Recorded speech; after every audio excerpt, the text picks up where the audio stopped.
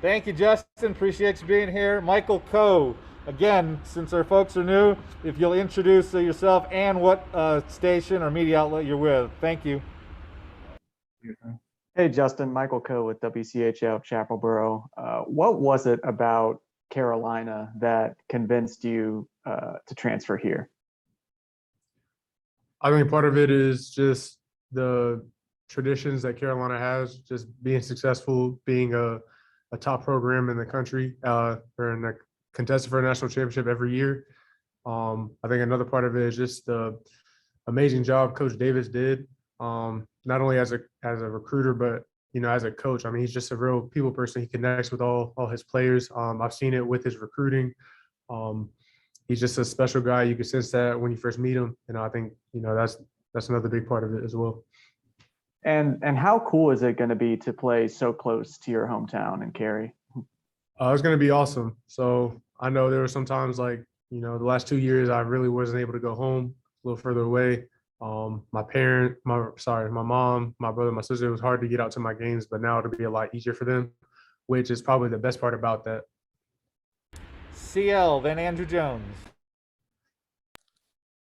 Hey, Justin, this is CL Brown. I'm with the Raleigh News and Observer. I was curious where you're going to fall in terms of what position you will play, because it seems like you're versatile enough to be in a number of different spaces. How has it been communicated? How do you kind of view what your role is going to be, where it's going to be this?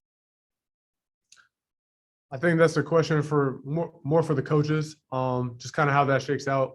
But I can give you what I kind of know. I know I'm looking to more play the 3 and the 4 this year with this squad, and then just the way our roster shakes out, the way I've been playing. Don't know where more minutes or where I'll be at in terms of that, but also wherever our coaches need me to play, I'll play. I know I played the 5 some at Virginia the last 2 years. I know I played the 4 up here. I'm playing 3. It doesn't matter. Just kind of want to be on the floor. I want to compete. I want to win games. And once upon a time, the rules were if you transferred, you couldn't do it within the ACC. But now that you have you given much thought of what it's going to be like when you do face Virginia again? I mean, it'll be fun to see familiar faces. Of course, I'll want to win. I mean, that's no doubt. But also, I think the biggest part about that is just the relationship I had with those guys, and the mutual understanding we had when said I wanted to leave, and how understanding they were. I think it'll be really, really cool that there's no bad blood. So I mean, of course, it'll be competition like always, but they're very professional over there, and I appreciate everything they did for me the last 2 years. So, but I'm definitely looking forward, playing, seeing familiar faces. Andrew, then Pat.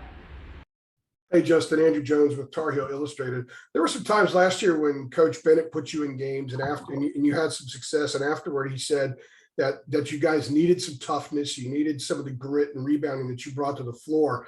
And then we had Armando last week. He was asked what player surprised him so far during the offseason. He mentioned you and said it was because of your competitiveness.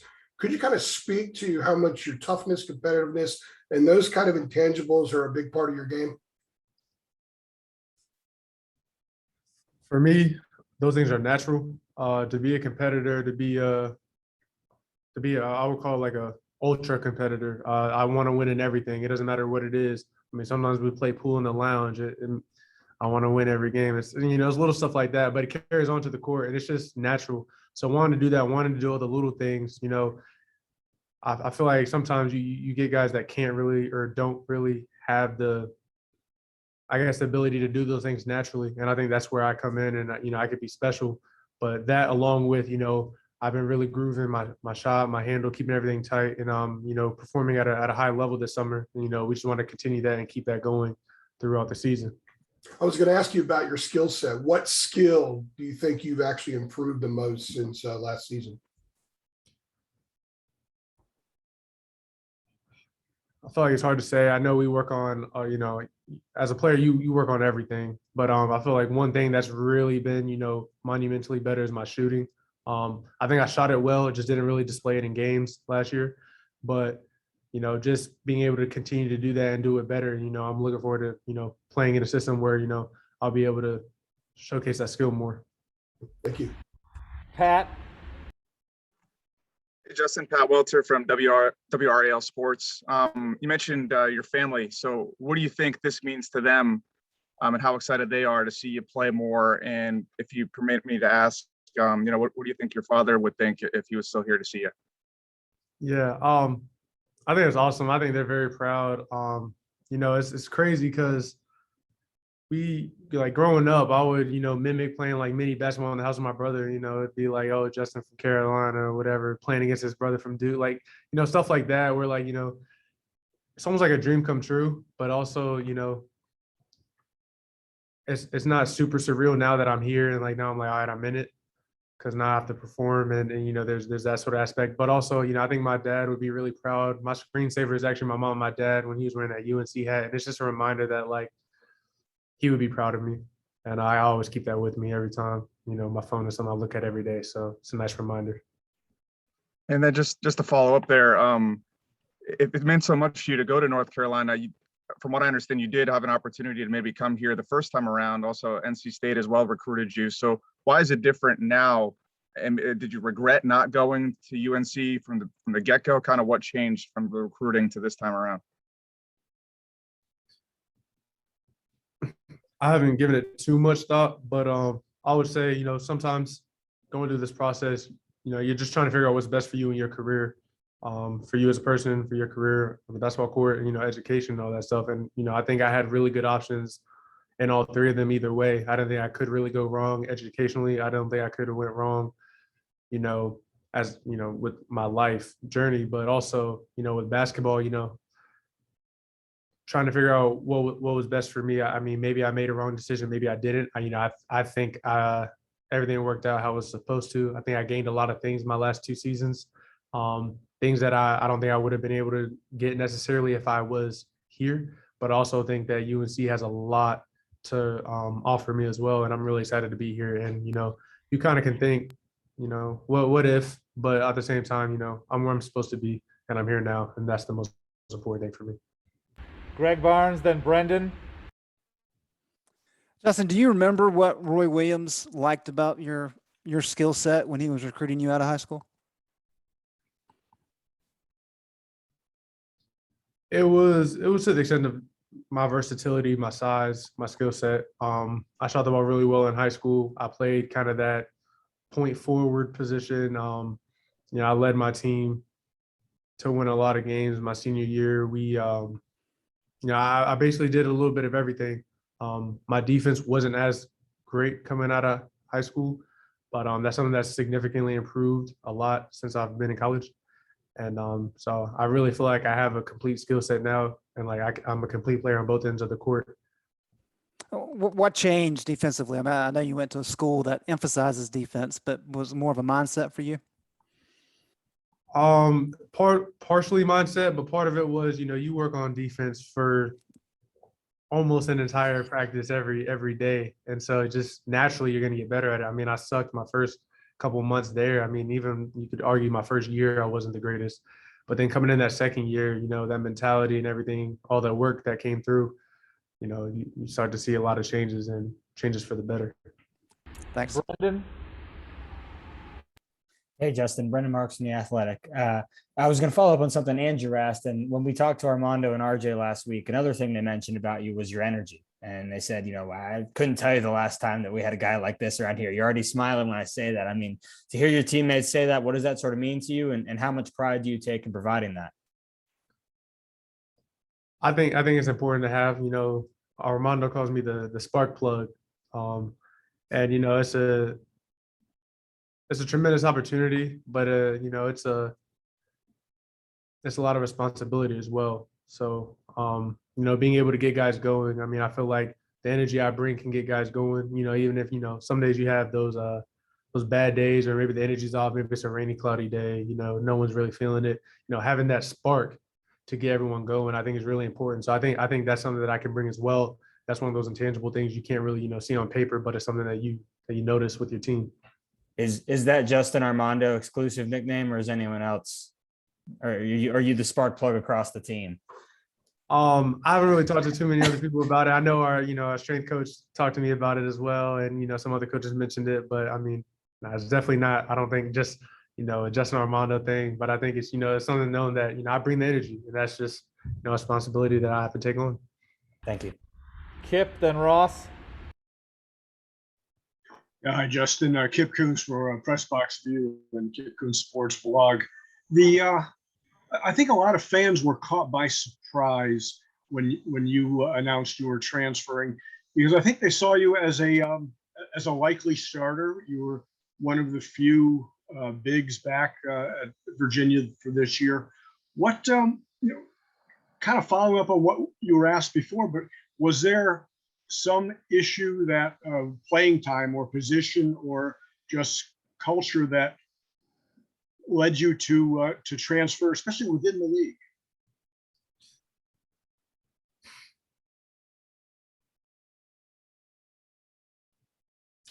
It's a good question. There's nothing wrong with the culture. I had no personal problems with anyone on the team, whether that be coach, some other faculty, or my player, like my teammates.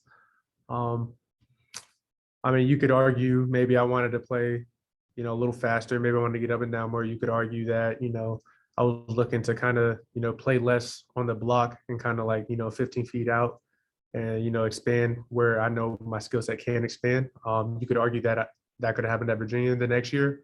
You could argue that it couldn't. I can't really give you like a clear answer, I guess. I don't want to. It's such a hard question to answer, I guess. I don't know. Like, there's nothing wrong with Virginia. I could have stayed and had a great career, but I just felt like it was time for a change up. I needed to change in senior. I needed to go somewhere where I felt like I would flourish more. And I feel like UNC and Coach Davis, can offer that. And that's ultimately the reason why I left. Got time for about one more. Ross.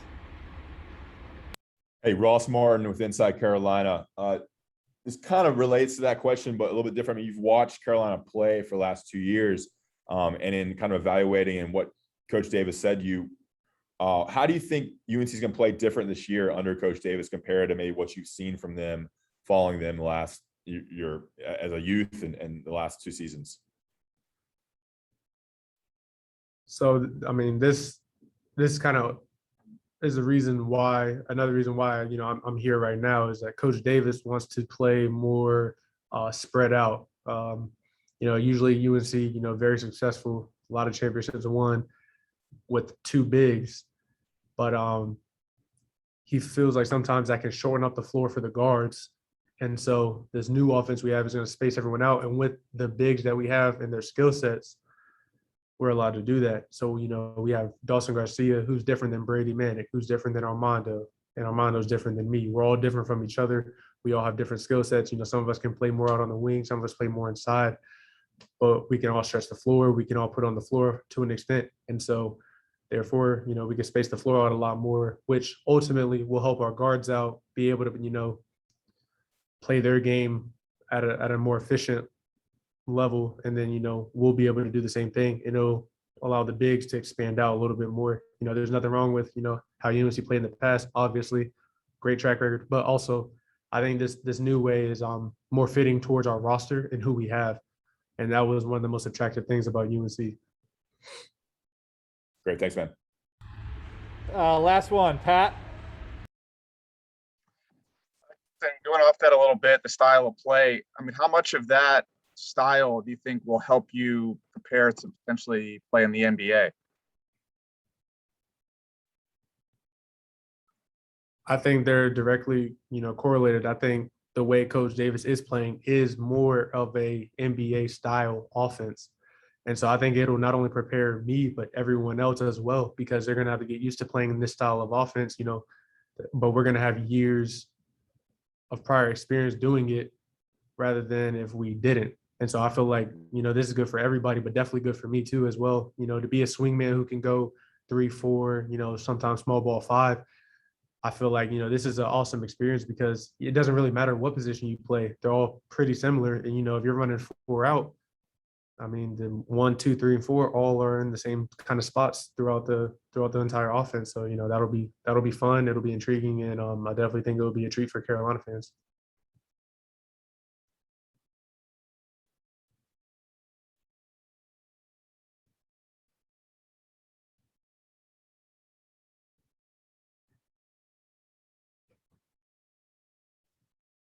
Awkward silence. I hope everyone's having a great day.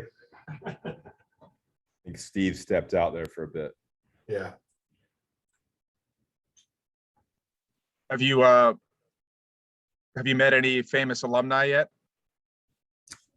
Pretty much everyone that's came through Carolina this summer. I mean, I've seen Tyler Hansborough's been around a lot, Kenny Williams, Justin Jackson, just with Kobe White, a couple of minutes before coming out here. Being able to pick all those guys' brains, Theo, I mean, you name them, they've been around, and they've been nothing but helpful, for this transition, talking to guys that've been where you want to go and, been successful in the place that you are in this current stage of your life. It's awesome to be able to pick their brains and, learn from them.